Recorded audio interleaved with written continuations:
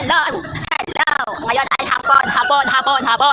Dahil hindi ako nakapag-chismisan kanina umaga kasi ako busy sa paglilinis. At ipota. Yan, kaya ngayon, kwentuhan tayo mag-chismis, chikahan. Oo, kasi nung, sabi ganun eh. Merienda, ano to? Lumpia to, diba? Kain. So yun, kahapon ko pa kasi naisip, hindi ko makahawak di dahil, di pungal. Yun, nung kahapon ko pa naalala, kay, kaya lang, pumasok lang sa utak ko. Alam mo naman, pag ulit-ulit, talagang iniisip ko yung chismis, kay, mas madala. Yun, Sarap. Doon sa dati pinasok akong kampanya. Kunti lang kami. Siguro lang. Karamihan ng operator doon, mga lalaki. Tapos siguro sa lalaki, ay sa babae. Siguro nasa 20 lang kami. Basta kunti lang kami.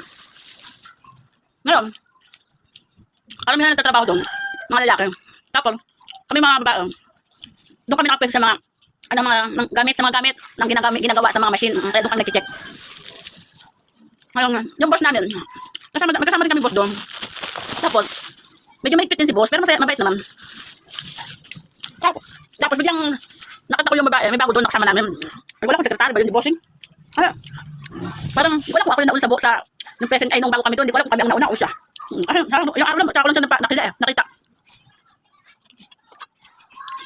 So, dumating nung mga after ng ilang araw, siyempre magkakachika na kami, siyempre konti lang naman kami eh. Kahit mga lalaki doon, nakakachismis-chismisan namin dati. Kasi konti lang talaga mga tao doon. Yung bossing namin, okay naman din, mabait. Hindi ko lang alam, parang pagka-plastic. Oh, yun lang, parang pagka-plastic. So, yung after nun, na ano ko siya, yung pala, chinichismis pala yun. Diba? Diba? So, halos lahat ng tao doon, alam din naman, yung gawain ng bossing natin, yung bossing namin. Oh, inahayaan naman ng lalaki doon. Siyempre, alam nga, pakilaman pa nila yun. Kaya mahirapan lalo, diba? Pagtripan pa. Tapos, basta kahit naman sa company, nayaan natin yung mga bossing natin, mga ganyan, or madam. Kung naman pinagtripan sa company, hayaan na lang natin, diba?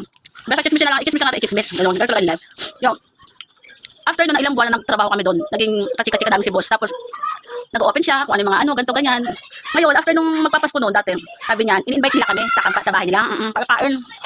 Kasi maaga kami nag-uwian, Pasko kasi. So, in-invite kami doon mag-uwian sa kanila. Inuman, badi-badi. Kaso, ang time na yun, parang hindi kasama, si girl, sa kalaman namin, yung si girl, parang hindi siya kasama. So, chika, yung pala, doon ka lang din nalaman na yung pala si bossing ay may asawa. Meron siyang asawa at tatlo atang anak o dalawa. Kaya, yung time na nag-anuhan doon, parang napag-usapan niya na huwag na sumama. Ayun nga, ay sobrang lang puman eh. Kaya, mahirapan nila yan. Dapat lalo silang mahuli doon, maglampungan pa sila doon sa bahay. Hayaan na namin na hindi makasama si girl. Ang ginawa ni girl, nakipag-banding-banding sa ibang group. Punta na lang sila sa party yun. Pero kami nagpunta na kami kalabosing. Ay, putang ina mo. Nalaglag tuloy ang ahayo. Wait, wala pang 2 minutes. Kaya kinain ko muna, di puta, sayang bayad na 20 rin yun ha. Kaya yun. Pumunta kami doon, ichinika-chika ako ng bossing. Kaya ako patakan chinika. Tapos sabi niya, oh, kasi naman yung si ano, ako yung naging anuhan nila. Kasi nga, gusto ni boss na magkita sila. Kaso, ito ang girl lalo, ay hindi namin sinama. Kasi nandun kami sa bahay ni bossing, nandun yung pamilya, asawa at anak. Nakakahiya din naman kami pakasama mga katismusan dyan. Ang ginawa ni bossing, ginagawa ang cellphone ko. Kung ano gagawin ko, bakit sabi, inutusan ako na, tawag ito, tawagan ko, ako niya ako magsalita. Labas na kami sa loob ng bahay nga. Chika-chika, dahil kunwari kasi boss nga siya.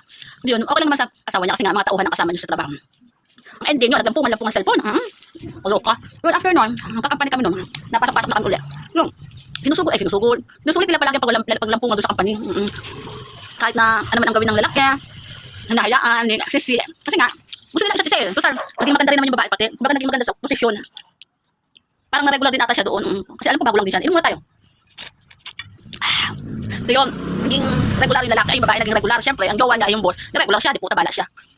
Yun, dito naman si girl kasi magkasama sila lagi doon sa kwarto. Doon nasa isang room naman talaga kami, sama-sama. Kaso kami, nasa machining. Wala, mga nakatambay doon palagi kasi siyempre naka-aircon din. Pero magkakatabi sila magkika-chika. Tapos minsan pag break time namin ng 1 hour, kasi lagi naman sila pang umaga eh. Kami nagpapanggabi. Kaya nakakasama namin sila sa umaga. After, dahil break time na di 1 hour, pwede nang, mag-break time, di ba? Sila magjuwa-juwaan. Nakain sila sa kantin, saglit. Pero saglit lang, pero hindi sila, nagkasabay sila kumain. Pero, wala nang pakalaman ng company, di ba? Kung ang company naman talaga kahit maglampungan kayo sa ibang lugar eh, okay lang. After nun, pagkatapos kumain, doon nagtatambayan doon sa room ng office namin. Nakapatay pa ilaw. Kay break time kasi kunyari tulog-tulogan ba? Diyos ko, minsan may mga bigla magpapasukas sa loob. Hindi na alam kung nangyayari. Ha? Pero syempre, yung ibang mga lalaki, hindi na naman alam nila yung mga ibig sabihin ng mga ganun. Kasi sila mismo mga lalaki naman sila, di ba? Kaya, nayaan na lang din ang kita, wala kami tawa. Ayun. Para naman sa atin, wala tayong pakialam sa mga ganyan kasi nasa company. Kaya nila yan, gusto nila ituloy sa mga ganyan. Wala akong magagawa niya. Pero alam din naman namin sa sarili namin. Alam namin ang ginagawa nila. Kahit mga boss sila, wala, no choice, boss sila eh. Kaya, pumayag lang din yung babae para maging magandang trabaho niya, magpaka-regular.